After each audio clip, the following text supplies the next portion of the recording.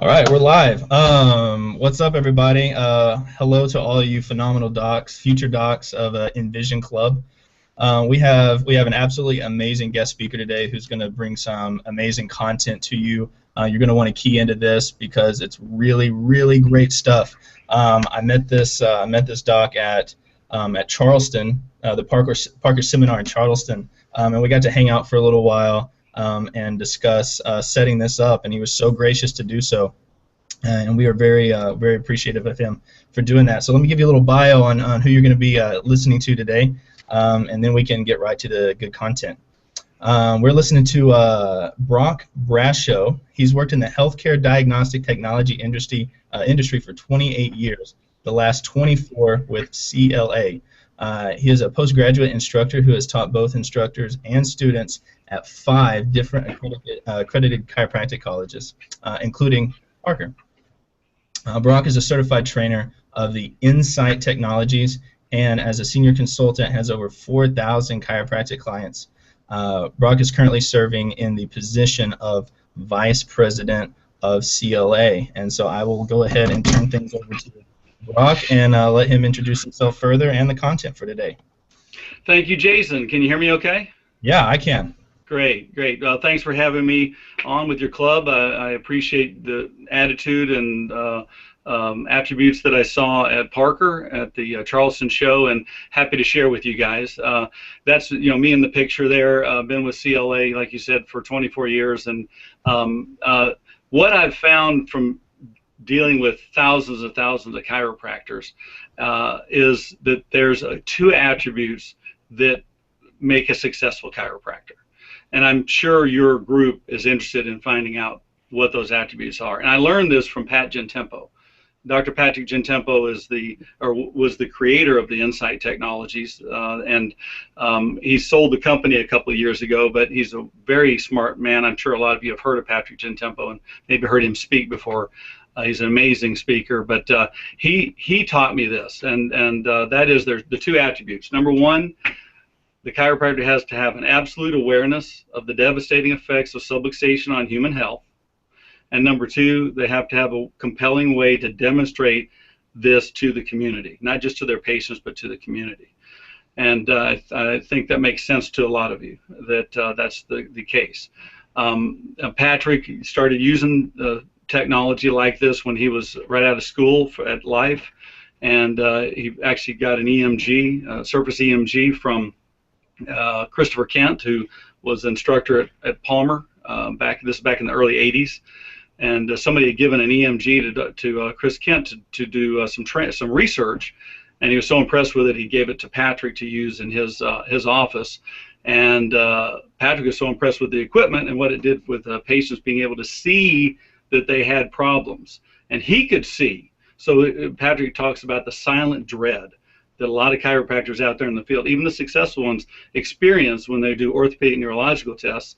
And that is, how do you really know that what you're doing is contributing to this person's health? How do you really know? And what that leads to when you have that kind of silent dread from doing orthopedic neurological tests is you get low new patient referrals, you get low compliance. The typical chiropractor out there that does the standard tests are under 10 PVA, patient visit average, which is not very good. That's a pain practice, is what that is. And I know that all your club members do not want a pain practice when they get out there. That's not what the Envision Club is all about. From talking with you at the seminar. Again, now what I mentioned before, the cause of all 3 of these is orthopedic neurological tests, which many chiropractors I talk to in the field think are subjective. According to research, are somewhat subjective, and they're pain-based. Now, I went to the first chiropractor I went to myself. Now, I'm not a chiropractor, by the way. I'm not. So you'd mentioned that earlier. A lot of people think I am because I know a lot about technology and chiropractic. It's just from being in the industry or the profession for so long. But when I went to my first chiropractor's exam, he didn't have any technology, and he's pushing on my head and lifting my feet up and asking me if it hurts. So when you have that kind of education with the patient right up front and that kind of interfacing, of course they drop out of care in 3 or 4 visits because what you're checking for initially has cleared up.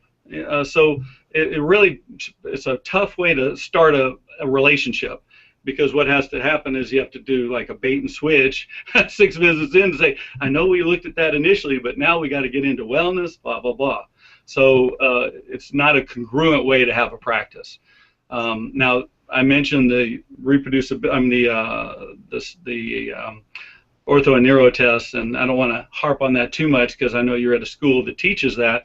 And, you know, it's legally, you know, they have to teach it, and a lot of chiropractors have to do it based on state laws.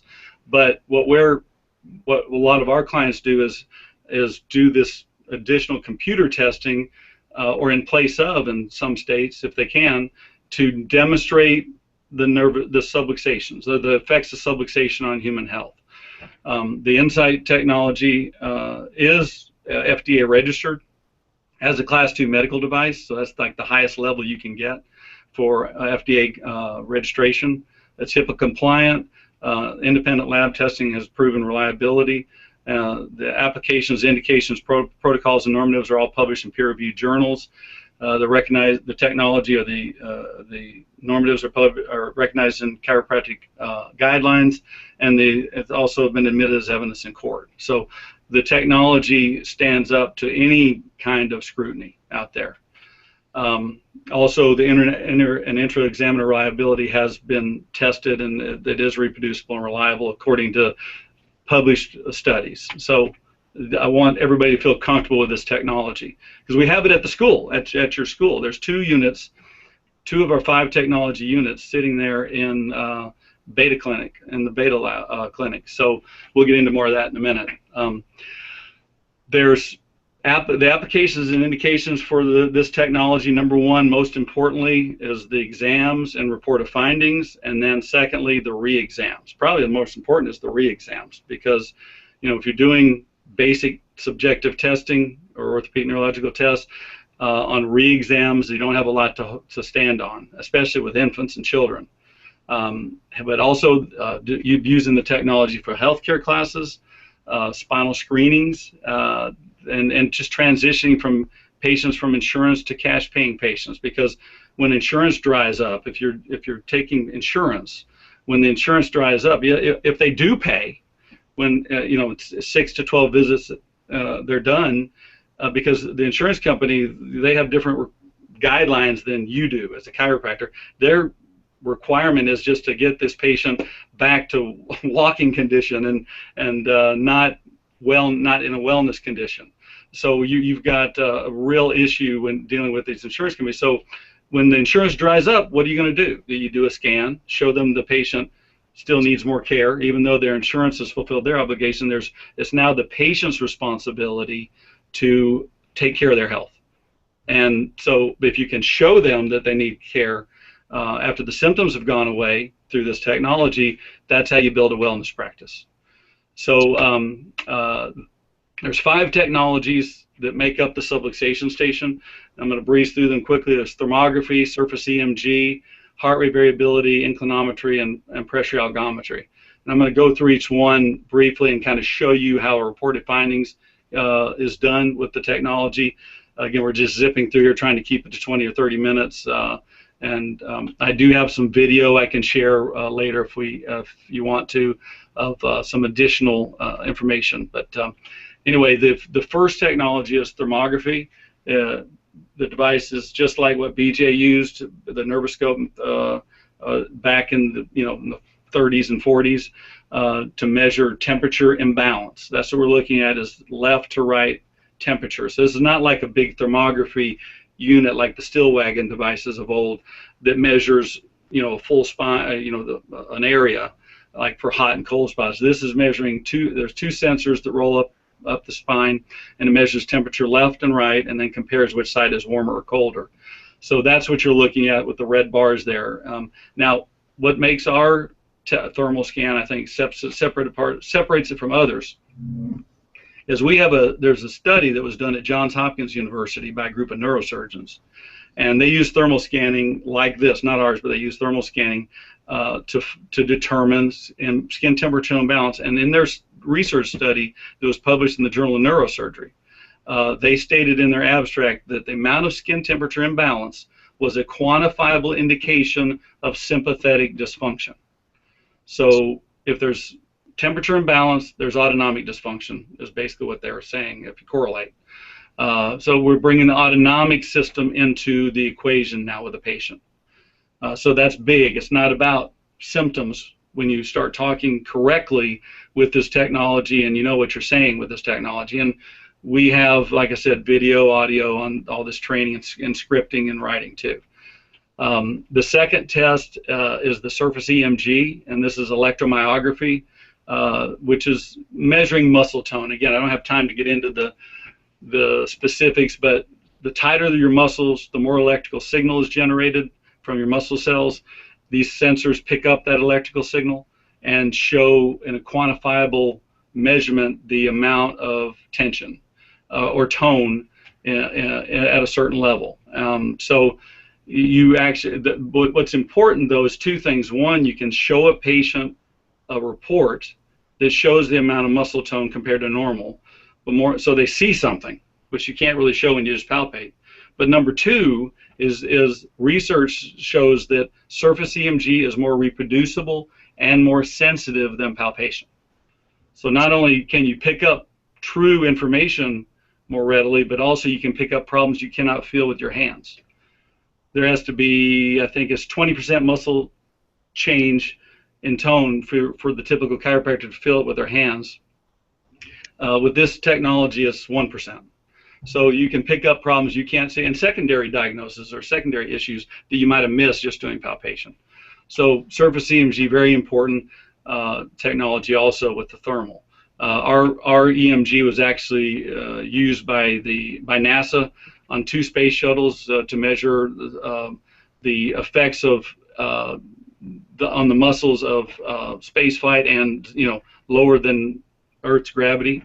And so they did pre and post space flight. So our clients can talk about Space Foundation certification, which is sponsored by NASA.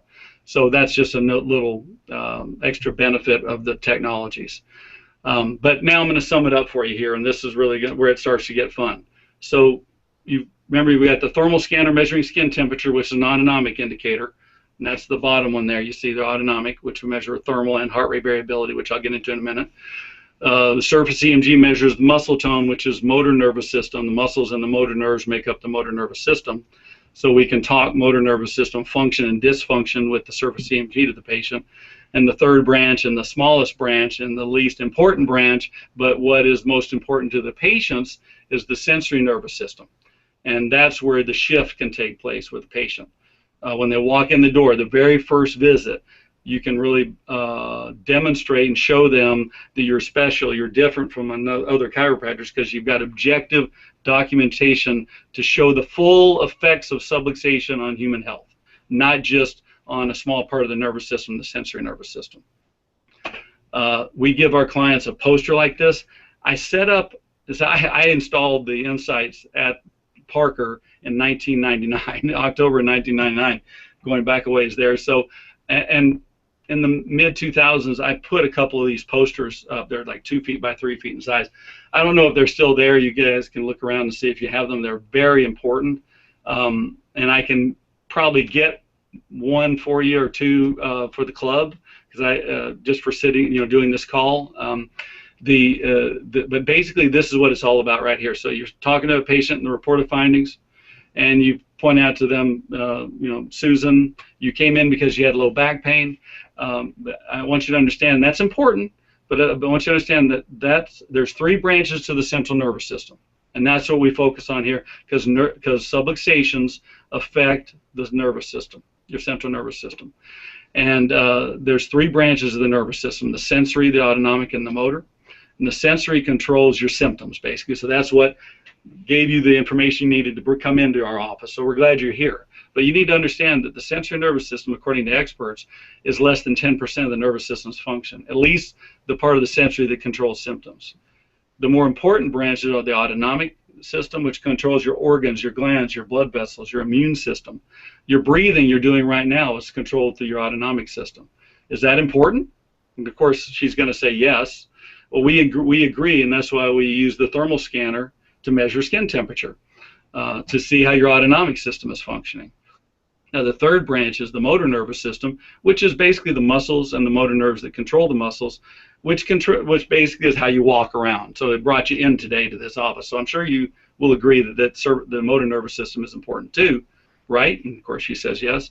And we agree that's why you purchased and used that surface EMG on you to measure abnormal muscle tone, which is basically motor nervous system dysfunction. So what we just did in a couple of paragraphs is we just, and there's a lot more to, I'm just zipping through here. There's a much more elegant way to say all this. We've got a script that I can send you actually, Jason, to share with your group on what I'm just describing here.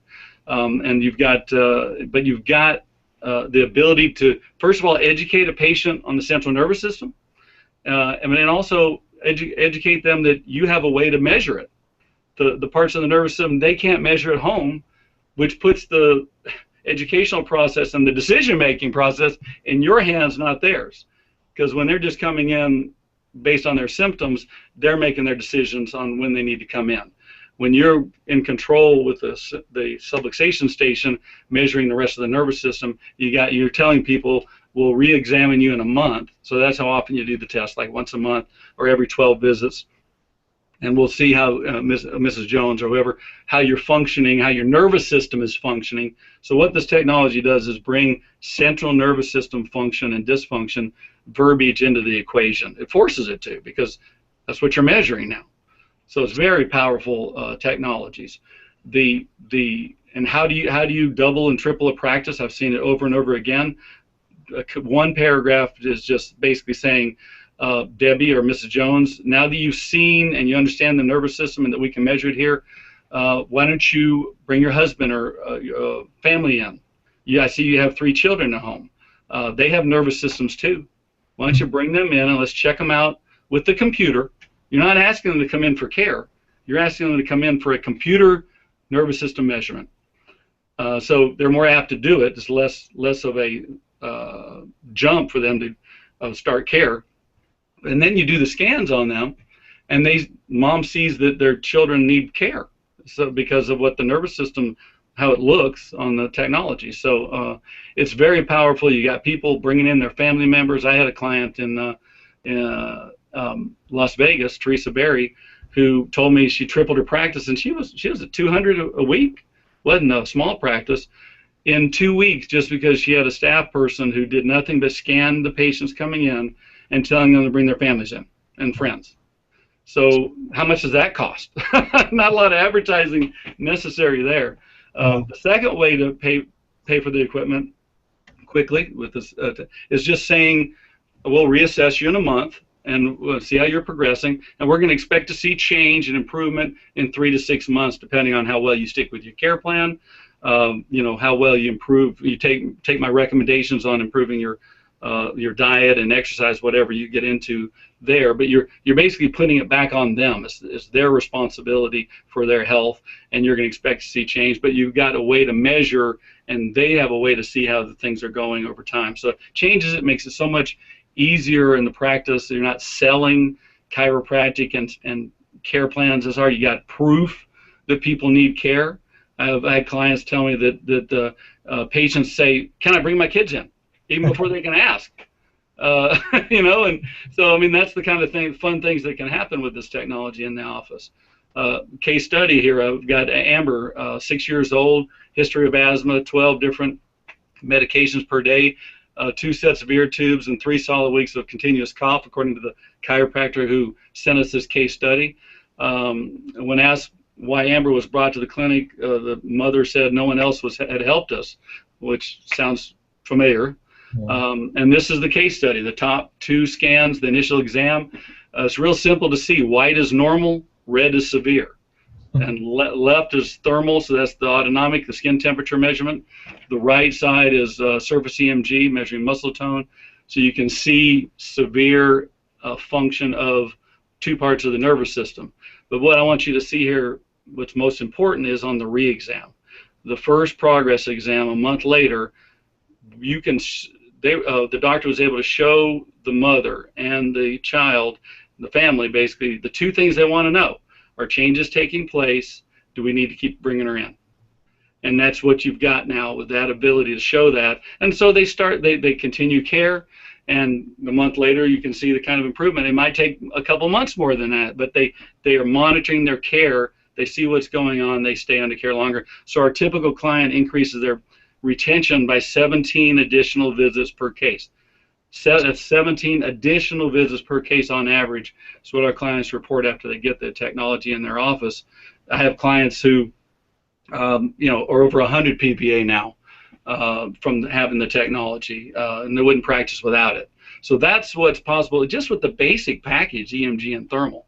Now we also have heart rate variability, which is a very exciting technology. It's cardiology tested. I mean, it's a cardiology test that they use to measure autonomic function. If you go do a keyword search for heart rate variability, you'll see, last time I did at least, there's a lot of research by cardiologists talking about autonomic function. And basically what this does, without getting into detail because I don't have time, this device measures how far apart each beat is, and it determines adaptability, how well a patient adapts to stress in their environment by looking at sympathetic, parasympathetic part of the nervous system. And again, I'll send you some research. You can go to our website, subluxation.com, and see the research. You can see videos on the technologies, etc. So don't hesitate to go to subluxation.com on that. But if you have the third technology, the HRV, which is another autonomic measurement, you've got the ability to produce a report called the Core Score. And the Core Score is a new report we just came out with that is very popular. On the left side there, you see it's got 3 numbers at the bottom on the scale of 0 to 100. The higher the number, the better the person's health is in that regard, in that part of the nervous system. So, or that test. The bottom one, 87, is the thermal, which is there's organ and gland control, which is thermal. The middle one, 47, muscle tone and balance. And then the heart variability, 49. So it gives a score on the scale of 0 to 100, the same kind of grading we had in school. So it's easy for patients to grasp. If you look over to the left there, you see the scale. 70 to 79 is transition. 60 to 69 is very challenging, like a D within school. Up at the very top, the 58 is the total score. So that's the core score. This is the nervous system, the nervous system level. Healthy level, shall I say. So you've got an easy way for patients to see vertically where they are and where they want to go. I mean, you show this to a patient, they're 58, and you just say, we teach this. You just ask them where they want to be. Jason, if this was you and you measured 58, where would you, and I said, where do you want to be on this scale? Where would you point? At the top. That's what everybody does. And now, guess what? You and the patient have the same goal, which is improve and get their nervous system to excellent level. And that's the congruency that happens. It's not about getting out of pain, which is, happens, but that's not true health, of course. So that's the Core Score package. Now, I did had a request for the latest software from somebody at Parker. We sent it to them. So technically, very soon, you'll be able to do this report on the 2 units that are in beta. I wanted to show you also, this is the follow exam here, but I wanted to also show you we do have an inclinometer over there that measures range of motion. Just quickly, the device gives you an actual range of motion. It shows the norms and gives you an impairment rating. It's 2 pieces, so it subtracts out torso movement as the patient moves through the range of motion, which you can't do if you're just doing the bionic eye or other way, because when the patient's moving, torso is moving a little bit, and that there's 2 sensors that, and the bottom sensor subtracts out that torso movement. So you get true range of motion compared to, and you got impairment rating, and there's norms there that are actually done in Spine Magazine, but also there's the AMA guidelines. There's 2 norms built into the system. You can choose which one you want to do. So that's a structural component. If some of our clients choose to add that, so they have a structural component to go with the functional component of the other 3.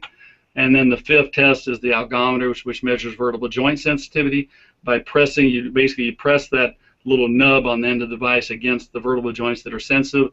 The patient pushes a button that they have in their hand. When they feel the sensitivity, you just push harder and harder. And when it takes the measurement, it gives the measurement of pounds per square inch, the amount of pain that they can handle before there was pain.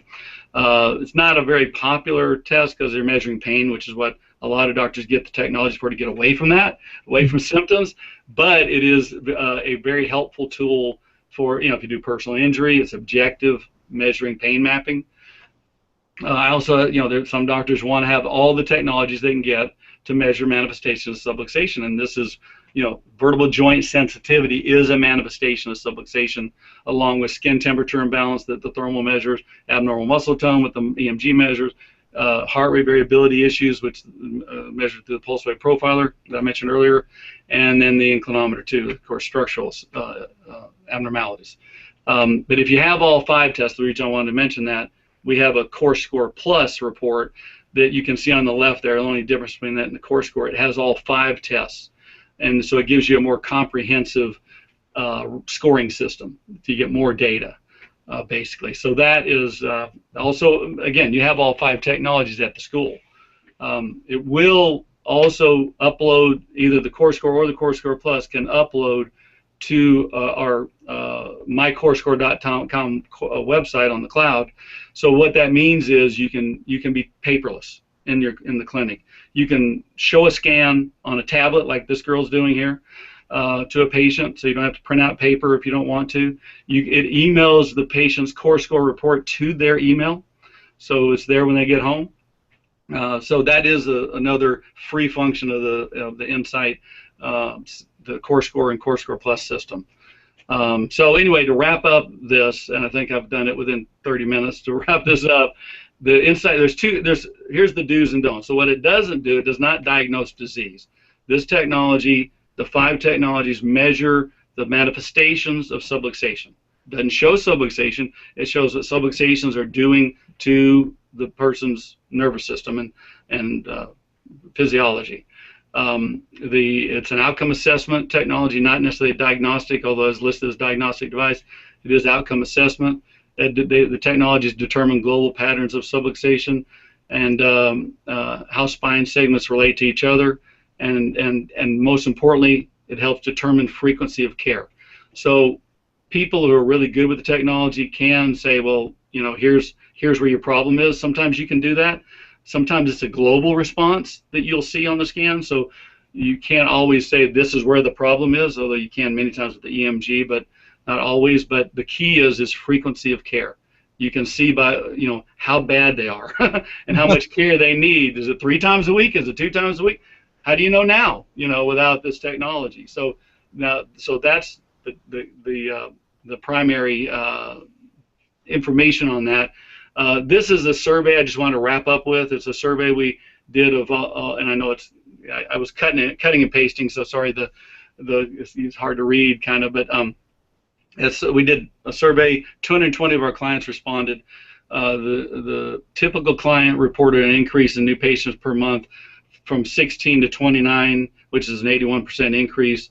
Retention, as I mentioned earlier, 17 additional visits per case, which is 67% increase. Pediatric, again, just telling people to bring their kids in. Right now, you guys, if you're over in the clinics doing, adjusting people, do a scan on them and tell them to bring their kids in. And you'll have some of them do it who wouldn't come in, bring their kids in, because you know why? They don't bring their kids in now because they don't think they need care because there's no symptoms. Yeah. So it changes the whole dynamic.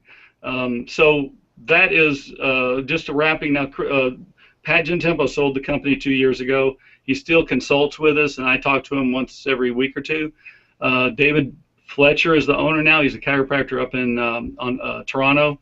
Very good, very successful cash-based practice. And he's been a client for 15 years, and he loved the equipment so much he bought the company. And he wouldn't practice without it. And he practices. He was practicing today, and he wouldn't practice without it. And hopefully one day we'll have him at Parker to speak. He was at Parker at Charleston, but maybe one day he'll be at Dallas. But anyway, that's. I'll take a breath now. But yeah. If you want to get in touch with me, that's actually I've got a number there. It's actually Brock at subluxation.com. no hashtag there, just brock@subluxation.com. If you want to get in touch with me, have any questions, feel free to send me an email. I will send the research I talked about. I'll send all the research to Jason. He can forward it to everybody. And, you know, I can send some additional information. The script I told you about, I'll send you that too. So anyway, that's a kind of summary of how the technologies work. And you guys do have it. Like I said, there's 2 units in the beta clinic at the front there. Well, actually in the back as you come in, the front where the patients come in, it's in the back. So just ask one of the instructors there where it is. And last I heard, the technologies were working, so you guys have access to it.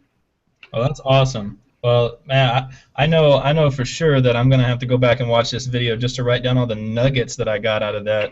I have one really quick question. I think we got about a minute and a half, 2 minutes left at that 30-minute mark. Okay. About how long does it take to bring a new patient in and fully scan them, say minus the algonometer? That is a great question. Thanks for bringing that up, because I'm sure everybody wants to know that. The EMG, well, the thermal takes 10 seconds to do a thermal. EMG is 3 to 4 minutes to do full spine. So you're looking at a 5 minute, say, just to put the patient information in and get them set up, sat down, scanned. I'd say 5 minutes on the EMG thermal. If it takes longer than that, something's wrong. The HRV is a 5-minute test, but it's patient time. So the patient puts their fingers in this device and you set them up and you leave the room because you're not supposed to be in the room when they're taking the test. We do 5 minutes because it needs 5 minutes for the averaging to take place, for the computer to get the proper amount of heart rate variability. And so that's based on American Heart Association guidelines. The inclinometer takes about 5 minutes to do cervical and lumbar. There's 4 straps, and the device is actually strapped to the patient, so you don't have to hold them on the person, so it really is nice. And then, of course, the algometer, however many vertebral levels you need to measure. So you're probably looking at, you know, I'd say 10 minutes for the EMG thermal and heart rate, the core score package, and then add another 5 for the inclinometer. Awesome. Perfect. Yeah, so.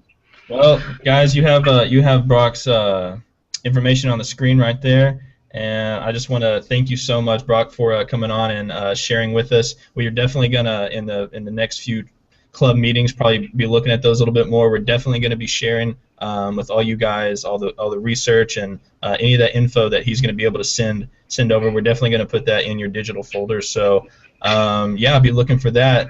I hope you got a lot out of it. Go back. We're going to put this on YouTube, so go back and watch this video. Write down all those nuggets because I know I got them. So thanks so much, Brock. You're welcome, Jason. Thank you, and thanks to all your Envision Club members. Looking forward to hopefully meeting all of you in the near future. All right, perfect.